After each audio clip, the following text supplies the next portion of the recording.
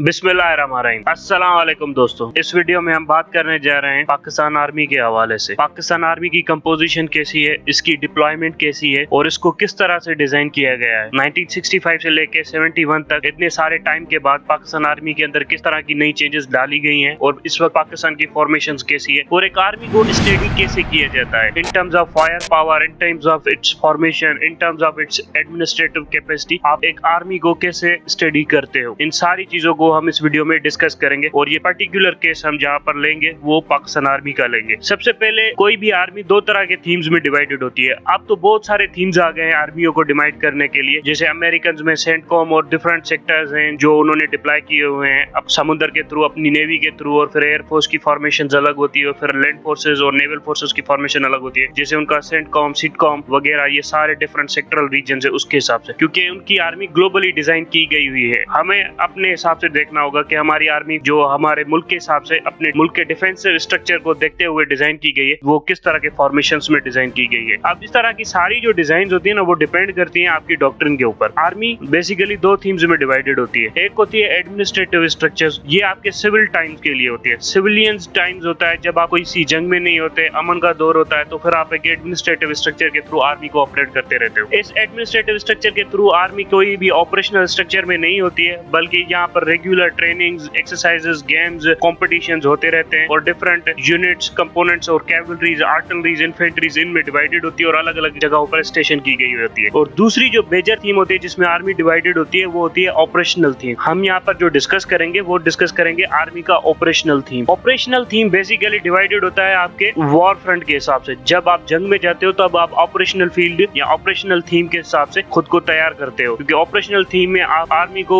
एक पूरी अच्छे स्ट्रक्चर्स में रखते हो जिससे आप एक फॉर्मेशन फाइटिंग कर सकते हो। अब ये फॉर्मेशन फाइटिंग जो आई हुई है ये सारी की सारी आई हुई है नेपोलियन से। नेपोलियन ने अपनी आर्मी को ही इतने छोटे छोटे टुकड़ों में और इतना डिसाइसिव फोर्स में डिवाइड किया था जिसको आप सिंगल हैंडेडली हरा भी नहीं सकते और जो काफी ज्यादा सख्त और ताकतवर हो और काफी इफेक्टिवली हमला भी कर सके। ये नेपोलियन की सारी तरकीबें जिनको बाद में रीऑर्गेनाइज करके ये सारे फॉर्मेशन स्ट्रक्चर्स बनाए गए। अब वो फॉर्मेशन स्ट्रक्चर्स जो ऑपरेशन के हिसाब से वो कौन कौन से हैं? वो फॉर्मेशन स्ट्रक्चर्स होते हैं आपके सबसे टॉप लेवल पे आती है कोर, उसके बाद आता है आपका डिवीजन, उसके बाद आती है आपकी ब्रिगेड, उसके बाद आती है आपकी रेजिमेंट, उसके बाद आती है आपकी कंपनी, कंपनी के बाद आती है आपकी प्लाटून, प्लाटून के बाद आती है आपकी स्क्वाड या लो लेवल के यूनिट्स कह लें आप। इसे कहते हैं ऑपरेशनल थीम ऑफ आर्मी या फॉर्मेशन फाइटिंग। कोर को कमांड करता है लेफ्टिनेंट जनरल, डिवीजन को कमांड करता है मेजर जनरल, ब्रिगेड को कमांड करता है ब्रिगेडियर जो आपको पता है, रेजिमेंट को कमांड करता है कर्नल, कंपनी को कमांड करता है मेजर, प्लाटून को कमांड करता है लेफ्टिनेंट या कैप्टन। बेसिकली कैप्टन और उसका एड जो होता है वो लेफ्टिनेंट ही होता है। सो इस तरह से आपकी पूरी फॉर्मेशन फाइटिंग होती है और उसके बाद नीचे जेसी और जूनियर कमीशन ऑफिसर्स आ जाते हैं जो आपके सारे लोअर लेवल के टास्क कैरी आउट करते रहते हैं सिपाहियों के साथ मिलकर। अब स्ट्रेंथ डिस्कस कर लेते हैं कि स्ट्रेंथ कितनी होती है। कोर की स्ट्रेंथ वेरी करती है अगर उसके अंदर डिविजन्स कितनी है। कोर के अंदर अगर आपकी बहुत ज्यादा डिविजन्स है तो कोर की स्ट्रेंथ बहुत ज्यादा बड़ी भी हो जाती है। मतलब आपकी जो 10 कोर है वो 1.5 लाख से ऊपर है, बकाया आपकी ये छोटी कोर है वो 30,000 के अंदर है। सो कोर की स्ट्रेंथ वेरी करती रहती है क्योंकि कितने ट्रूप्स उसके अंदर डाल दिए गए हैं, यानी आपकी कितनी डिविजन्स डाली गई हैं। सो 10 कोर पाकिस्तान की सबसे बड़ी कोर है जो आपकी रावलपिंडी में रहती है, जो कश्मीर के हिसाब से लड़ती भी है। सो इसके अंदर 1.5 लाख से ज्यादा सिपाही मौजूद है क्योंकि इसके अंदर बहुत ज्यादा डिविजन्स और सब डिविजन्स मौजूद है। आपकी छोटे से छोटी कोर जो है पेशावर की बताई जाती है, उसके अंदर तकरीबन 2 डिवीजन से ज्यादा फौज नहीं है, वो 30,000 से कम है, लेकिन बाद में उसको रीसप्लाई किया गया, दूसरी कोर से यूनिट्स लाकर उसमें लगाई गई, डिविजन्स लाकर उसमें लगाई गई ताकि उसकी स्ट्रेंथ बढ़ाई जाए, ताकि वॉर ऑन टेरर में उसका डिसाइसिव रोल था इस पेशावर कोर का। सो ये डिविजन्स आप एक कोर से निकाल कर दूसरी कोर के अंदर भी दाखिल करते रहते हो over the period of time. और आर्मी के अंदर बहुत सारा रोटेशन चलता रहता है, कोई चीज यहाँ से निकाल कर वहां भेज दी गई, जो फ्रंट पर थे उन्हें पीछे लाया गया, जो नए सोल्जर थे उन्हें फ्रंट पर भेज दिया गया ताकि उनको एक्सपीरियंस हो, तजुर्बा हो। सो इस एक्सपीरियंस के बेसिस के ऊपर इन्हें रोटेट किया जाता है। सो कोई भी स्ट्रेंथ के साथ नहीं कह सकता कि ये पिन पॉइंटली कितनी होती है, मतलब ये होता है एग्जैक्टली समहाउ फिगर यहाँ पर ही होती है। सो एक और के अंदर आपकी यूं समझ ले 30,000 से 1.5 लाख से भी ज्यादा हो सकती है और 1.5 लाख से ऊपर हो जाए तो वो एक आर्मी ग्रुप बन जाता है। फिर आपकी डिवीजन ये 8,000 से 16,000 तक हो सकती है। फिर आती है आपकी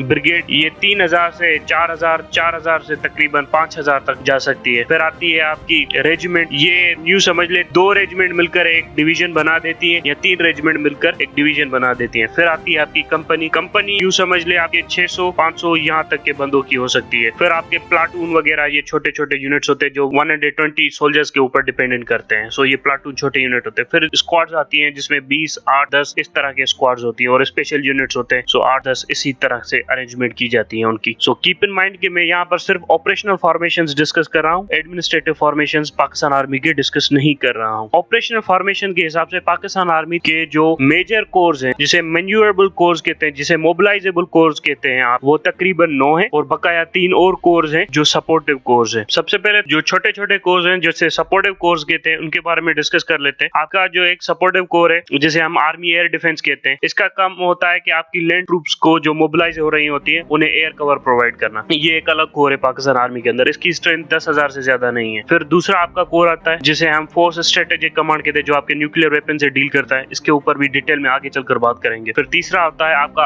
आर्मी एविएशन ग्रुप। ये बहुत सारे मतलब छोटे छोटे एविएशन ग्रुप्स होते हैं जो डिफरेंट कोर को अलॉट किए गए होते हैं ताकि वो एविएशन के काम सर अंजाम दे सके विद इन द आर्मी। ये भी एक अलग कोर है पाकिस्तान आर्मी के अंदर। ये हो गई आपकी 3 कोर। बाकी आपकी हो गई 9 कोर जो आपकी एक्चुअल फाइटिंग कैरी आउट करती हैं। अब आते हैं उनके ऊपर और एक एक करके उन कोर को डिस्कस करते हैं। अब यहाँ पर फॉर्मेशन कोर्स को डिस्कस करने से पहले मैं ये बता दूं कि ये सारे कोर्स एक स्पेसिफिक डॉक्ट्रिन को ज़हन में रखकर हुई डिजाइन किए जाती है। स्पेसिफिक डॉक्ट्रिन्स वॉर गेम्स से बनाई जाते हैं। वॉर गेम्स एक थ्योरेटिकल फ्रेम ऑफ वर्क होता है जिसमें सारी वॉर गेम्स कैरी की जाती है, जिसमें आप कैरी आउट करते हैं कि आपके ऑप्शंस कैसे होंगे। अगर इंडिया ये करता है फिर आप ये करोगे, फिर वो करोगे। इस तरह के different sort of war games carry out की जाती हैं by army planners at very highly detail level. उसके बाद उसके जो रिजल्ट्स आते हैं वॉर गेम्स को, उनको देखते हुए जहाँ पर स्ट्रेंथ होती है, जहाँ पर वीकनेसेस होती है, उनको एनालाइज किया जाता है। उसके बाद आप पूरी डॉक्ट्रिन नई बनाई जाती है, फिर नई डॉक्ट्रिन अप्लाई की जाती है, फिर उस पे वॉर गेम होती है, फिर उसकी strength and weaknesses carry out की जाती है। इस तरह एनालिसिस का प्रोसेस चलते चलते बाद में आपके पास एक सॉलिड बैटल प्लान आ जाता है। उस बैटल प्लान के हिसाब से आपकी पूरी फॉर्मेशंस डिजाइन की जाती है। उसी फॉर्मेशंस के हिसाब से आपके इक्विपमेंट बाय किए जाते हैं और उन्हीं फॉर्मेशन और इक्विपमेंट्स को देखने के बाद ही आपके ट्रूप्स की ट्रेनिंग की जाती है और ट्रेनिंग मैनुअल्स बनाए जाते हैं और हर किसी को अपना स्पेसिफिक रोल दिया जाता है इस पूरे बैटल सिनेरियो में। इसीलिए कहते हैं ना कि फौज में भी अभी पढ़ना पड़ता है, ये नहीं है कि बंदूक उठाए और चल दिए। अब आती है आपकी सबसे पहली कोर जिसे हम फर्स्ट स्ट्राइक कोर कहते हैं। पाकिस्तान में 2 ही स्ट्राइक कोर है। एक फर्स्ट स्ट्राइक कोर है जो मंगला में, दूसरी सेकंड स्ट्राइक कोर है जो आपकी मुल्तान में। इस कोर का हेडक्वार्टर मंगला में है और ये कोर 1957 में बनाई गई थी कश्मीर को नजर में रखे हुए। यही कोर है जो फर्स्ट स्ट्राइक कोर है और दूसरी आपकी 10 कोर है जो रावलपिंडी में है। ये दोनों कोर ही आपके कश्मीर के मामलात को देखती हैं और पाकिस्तान में 2 ही स्ट्राइक कोर है, एक ये है और दूसरी मुल्तान वाली है। पाकिस्तान में 2 ही कोर कश्मीर के मामलात को देखती है, एक आपकी 10 कोर देखती है जो रावलपिंडी में और दूसरी मंगला कोर देखती है। अब इसकी स्ट्रेंथ है 50,000 के करीब। हेडक्वार्टर इसका मंगला में है। इसके अंदर 3 डिविजन्स हैं और 6 ब्रिगेड्स हैं। 6 इंडिपेंडेंट ब्रिगेड्स हैं और 3 डिविजन्स हैं। ये डिवीजन और ब्रिगेड्स आगे पीछे होते रहते हैं क्योंकि इसकी एंगेजमेंट्स काफी ज्यादा होती रहती है लाइन ऑफ कंट्रोल के ऊपर। सो यहाँ पर नए ट्रूप्स को भी लाया जाता है ताकि रोटेशन बरकरार रहे और नए ट्रूप्स को भी जंग का माहौल दिखाया जाए यहाँ पर लाकर। सो ये पूरी की पूरी फॉर्मेशंस आगे पीछे होती रहती हैं ताकि नए नए सिपाहियों को यहाँ पर लाकर ट्रेन किया जा सके और उन्हें जंग का माहौल दिखाया जा सके। उसे आर्मी में रोटेशन कहते हैं। आप डिवीजन पर आकर बात करते हैं कि इस कोर के अंदर जो डिवीजन है वो कौन कौन सी हैं। आपकी आती है 6th आर्मर्ड डिवीजन जो गुजरांवाला में है, 17th इन्फेंट्री डिवीजन जो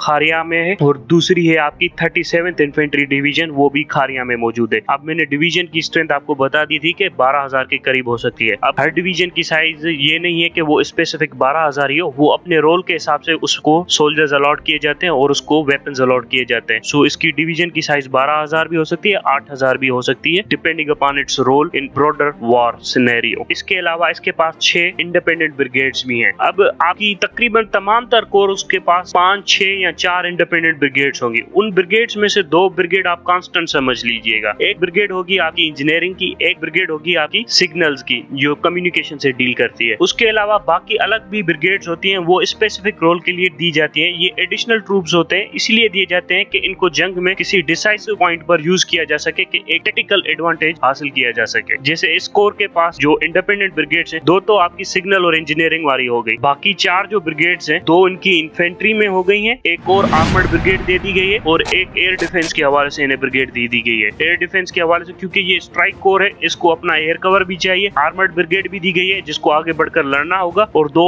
एडिशनल इन्फेंट्री दी गई है ताकि